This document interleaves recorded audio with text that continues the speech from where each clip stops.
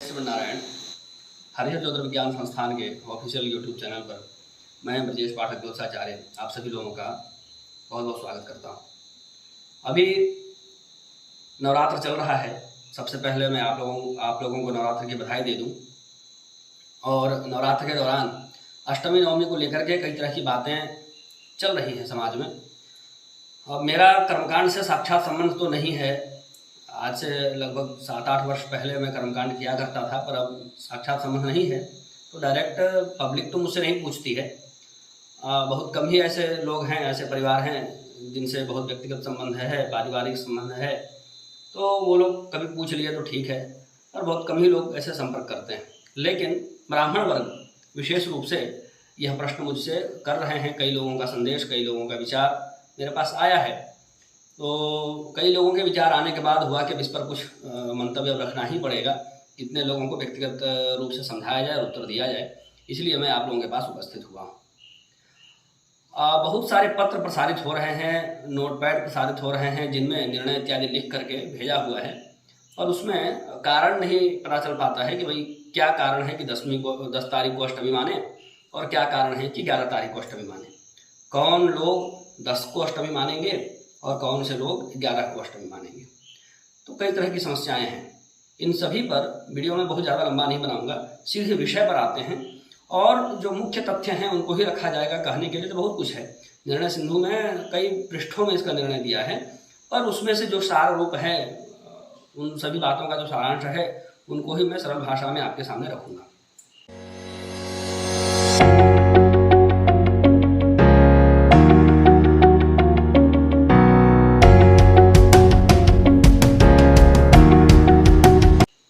सबसे पहले पंचांग को लेकर के बात कर लेते हैं। मैं तो दक्षिण पंचांग का ही प्रयोग करता हूँ और उसका ही समर्थन भी करता हूँ। पर यहाँ पर आप दक्षिण पंचांग का प्रयोग करें या किसी पंचांग का प्रयोग करें, 10 तारीख को और 11 तारीख को अष्टमी मानने की भी समस्या उत्पन्न जरूर होगी। तो ऐसा कुछ लोग यदि सोच रहे हैं कि दक्षिण पंचांग केवल मान लिया जाए तो 11 को अष्टमी है, इसका समाधान हो जाएगा, 11 को अष्टमी सिद्ध हो जाएगी, और 10 तारीख को अष्टमी होने का जो विभेद उत्पन्न हो रहा है वह नहीं होगा। तो ऐसा कहना भी बहुत उपयुक्त नहीं है। क्यों नहीं है वो इस वीडियो में आपको समझ में आएगा। निर्णय सिंधु बहुत महत्वपूर्ण ग्रंथ है धर्मशास्त्र का।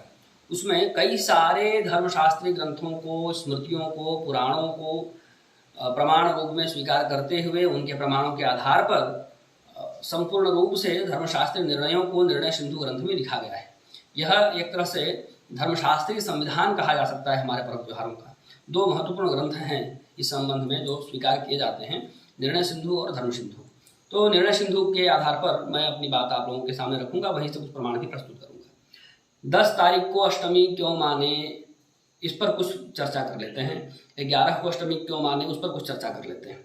तो सबसे पहले एक विशेष बात आप लोगों को और बता दूं। सब लोग ज़्यादातर यही समझ रहे हैं कि 11 को अष्टमी में माना जाए क्योंकि सूर्योदय के बाद अष्टमी है, तो उदया तिथि है, उदया तिथि से मान लेंगे।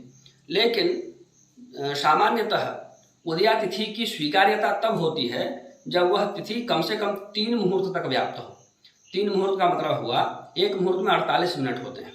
48 मिनट को 3 से गुणा कर देंगे तो हो जाएगा 144 मिनट, यानी 2 घंटा 24 मिनट। सूर्योदय के बाद 2 घंटा 24 मिनट तक यदि वह तिथि है तब तो ठीक है, तब तो उसकी स्वीकार्यता होगी उदया तिथि के रूप में। और नहीं तो वो उदया है कहने के लिए ठीक है, पर व्रत त्योहार के लिए हम उसको उदया को स्वीकार नहीं कर सकते हैं। व्रत त्योहार के रूप में स्वीकार करेंगे 3 मुहूर्त उसको व्याप्त होना चाहिए, त्रिमुहूर्त व्यापिनी तिथि होनी चाहिए। यह शास्त्रीय शब्द हुआ। ये एक सामान्य बात है, लगभग सभी पर्व त्योहारों में सामान्यतः ये चलता है। इसी प्रकार से कुछ ऐसे पर्व त्योहार हैं जिनका हम सूर्योदय की जगह प्रदोष काल में देखते हैं कि भाई प्रदोष काल में प्रदोष के बाद 3 मुहूर्त तक व्याप्त हो, ऐसा भी देखते हैं। तो जब जो पर्व जैसा हो उसके आधार पर निर्णय करेंगे। कुछ पर्व ऐसे हैं जो सूर्योदय से उनकी गणना कर लेते हैं तिथि, और कुछ ऐसे हैं जिनमें प्रदोष काल से गणना करते हैं, कुछ ऐसे हैं जो मध्य रात्रि व्यापिनी तिथि ढूंढी जाती है। तो ये सब कई सारी बातें इसमें हैं। यहाँ पर क्या बात है वो विषय हम लोग इसमें प्रस्तुत करने का प्रयास करते हैं। तो सूर्योदय के बाद 3 मुहूर्त होना चाहिए, यह इसमें बताया। लेकिन निर्णय सिंधु में स्पष्ट रूप से यह बात है, उसको मैंने लिख कर रखा है। उसमें कहते हैं घटिका मात्रा प्योदयी की ग्राह्या। अगर 1 घटी भी अष्टमी अगले दिन मिल रही है, 1 घटी मतलब 24 मिनट, यदि 1 घटी भी 24 मिनट कहाँ से? सूर्योदय से। सूर्योदय के बाद अगर कम से कम 24 मिनट भी अष्टमी है तो अगले दिन ही करिए, सप्तमी युक्त अष्टमी नहीं करिए, ऐसा निर्णय सिंधु में स्पष्ट कहें। और यह जो मैंने तीन मुहूर्त की बात की, उसके लिए स्पष्ट प्रमाणिक रूप से वहां कहते हैं नात्र त्रिमुहूर्त भेदः। यहाँ पर मतलब अष्टमी के निर्णय में, महाअष्टमी के निर्णय में, नवरात्रि में अष्टमी के निर्णय में जो मैंने 3 मुहूर्त की बात बोली उसकी आवश्यकता नहीं है। यहाँ तो मुख्य बात यही है महाअष्टमी के लिए कि अगले दिन यदि नवमी युक्त अष्टमी, यदि सूर्योदय के बाद 24 मिनट भी अष्टमी रहती है तो नवमी युक्त अष्टमी ही करिए, सप्तमी वाला नहीं करिए। अब उसमें बहुत लंबे चौड़े अशुभ फल उसमें बताए हुए हैं, बहुत सारे श्लोक, बहुत सारे प्रमाण दिए हैं, उन सबको उद्धृत नहीं कर रहा हूँ, वीडियो बहुत लंबा हो जाएगा। पर सरल रूप में यही है कि वहाँ सप्तमी युक्त अष्टमी का निषेध करते हैं व्रत करने के लिए, और अष्टमी युक्त नवमी ही व्रत करिए ऐसा कहते हैं। उसमें एक बात और कहते हैं कि सप्तमी युक्त अष्टमी तभी ग्राह्य है जब अगले दिन लेश मात्र भी अष्टमी ना हो, अथवा अष्टमी का क्षय हो जाता हो, अगले दिन लेश मात्र भी अष्टमी उपलब्ध ना हो, तो सप्तमी युक्त अष्टमी ही उपलब्ध है, केवल अष्टमी युक्त नवमी है ही नहीं। जब वो विकल्प ही नहीं होगा तो विकल्प के अभाव में सप्तमी युक्त अष्टमी कर लीजिए, ऐसा वहां पर निर्णय सिंधु में कहा भी गया है। तो ये सारी बातें इसके संबंध में हुई। अब इससे तो यही लग रहा है कि भाई 11 तारीख को अष्टमी है और 24 मिनट से ज़्यादा ही है, इसलिए 11 तारीख को करना चाहिए, यह बात समझ में आ रही है। लेकिन यहाँ पर एक समस्या है। समस्या क्या है? निर्णय सिंधु में ही क्या कहते हैं, भगवती महागौरी के जन्म के संबंध में कहते हैं, आश्विनस्य सिताष्टम्याम अर्धरात्रे तु पार्वती भद्रकाली समुत्पन्ना पूर्वाषाढ़ा समायुक्ता। भगवती महागौरी आश्विन मास के शुक्ल पक्ष की अष्टमी तिथि को मध्य रात्रि में पूर्वाषाढ़ा नक्षत्र में जन्म लेती हैं। उनका यह जन्म हुआ है, ऐसा उसमें वचन दिया है, और यह वचन ब्रह्म पुराण से दे रहा हूँ ऐसा कहा है। तो ब्राह्मण कह के ऐसा उल्लेख है, ब्रह्म पुराण का वचन निर्णय सिंधु में उद्धृत किया गया है। तो यह आश्विन शुक्ल पक्ष अष्टमी, मध्य रात्रि को अष्टमी, पूर्वाषाढ़ा नक्षत्र, ये सभी योग बन रहे हैं 10 तारीख को। 11 को यह योग नहीं है। ये उसमें पहला पेंच है, पहली समस्या है। दूसरा उसमें ये होता है कि देवी पुराण में भगवती कहती हैं, अहम भद्रा च भद्राहम नावयोरंतरम क्वचित सर्वसिद्धिम प्रदास्यामि भद्रायाम अर्चिता ही अहम। भगवती कहती हैं कि भद्रा में ही मेरी पूजा करनी चाहिए, मुझे तुम भद्रा ही जानो, भद्रा मैं ही हूँ, मैं ही भद्रा हूँ, तो मुझे भद्रा ही जानो और भद्रा में मेरा पूजन करो। ऐसा अष्टमी का पूजन करने के विधान में ऐसा कहती हैं भगवती। अष्टमी को भद्रा होता है, तो वह जो भद्रा है, वह अष्टमी, जिस अष्टमी का पूजन भद्रा में करने के लिए देवी कह रही हैं, देवी पुराण का यह वचन है, वह भद्रा अष्टमी वाली अष्टमी तिथि को वह भद्रा आपको प्राप्त हो रही है उस दिन 10 तारीख को। 11 को अष्टमी को भद्रा नहीं है, तो आप अष्टमी जो भद्रा में अष्टमी का पूजन करना है, अष्टमी तिथि का पूजन, महाअष्टमी पूजन, महागौरी पूजन जो करना है अष्टमी तिथि में भद्रा में, वह 10 को ही मिलेगा, 11 को मिलेगा ही नहीं। ये उसमें पेच है। अभी निर्णयामृत का एक और वचन वहां पर प्राप्त होता है, उसमें बहुत बड़ी बात है। क्या कहा है? विष्टिम त्यक्त्वा महाअष्टम्याम मम पूजाम करोति यह तस्य पूजा फलम न स्यात् तेना हम अवमानिता। भगवती कह रही हैं कि भद्रा का त्याग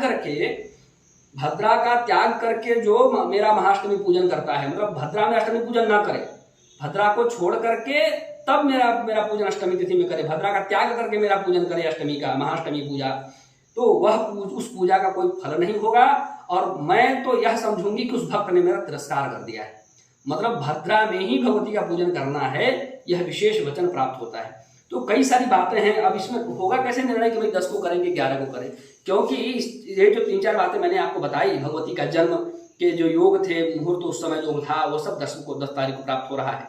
भगवती का जो यह वचन रहा है कि भद्रा में मेरा पूजन करना चाहिए, अष्टमी का महाअष्टमी पूजा भद्रा में होता है, भद्रा काल में, भद्रा उसमें भी विशेष रूप से भद्रा के मध्य काल में, तो वह पूजन कैसे होगा, उसके लिए प्रमाण जो है प्राप्त होता है। वो भद्रा अष्टमी जो है प्राप्त हो रही है 10 तारीख को।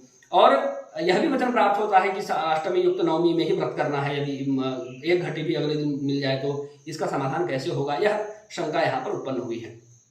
तो आप ये ना सोचने लग जाएं कि मैं केवल और जो है आपको उलझाने के लिए, शंका उत्पन्न करने के लिए आ गया। नहीं, मैं तो जानकारी बढ़ाने के लिए आया हूँ। अभी इसमें क्या बात है, 9 दिनों तक कई साधक साधना में रहते हैं, भगवती की साधना करते हैं, उच्च स्तर की साधना करते हैं, और मूल नक्षत्र में भगवती का जो कहा जाता है बिल्वपत्र में अभिमंत्रण, वो सब करते हैं, और एक एक चीज बिल्कुल शास्त्रीय मुहूर्त के आधार पर करते हैं। साधनात्मक शैली में पूरा उनका नवरात्र व्यतीत होता है।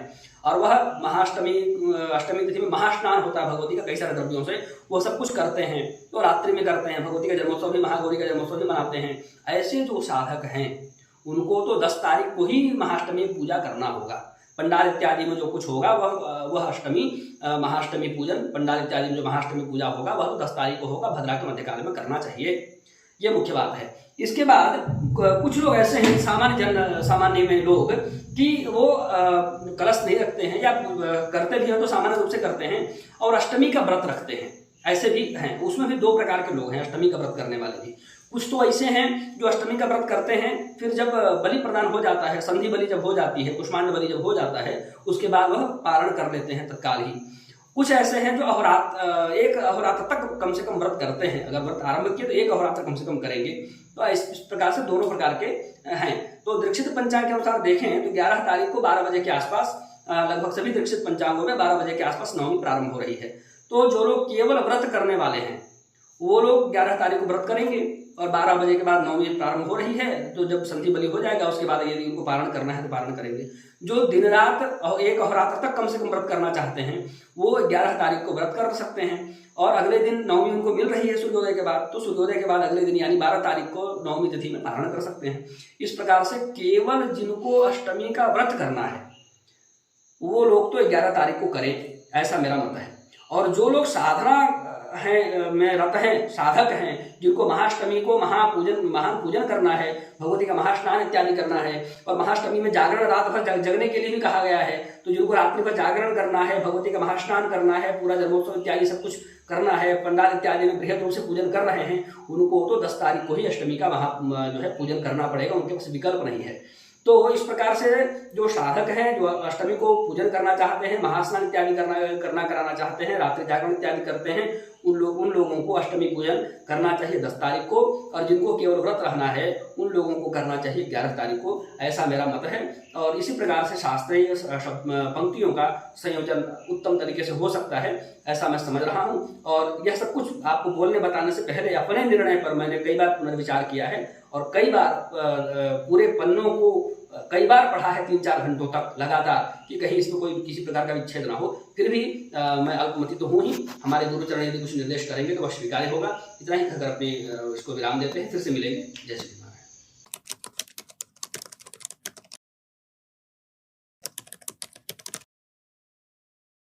श्रीमते रामचंद्राय नमः।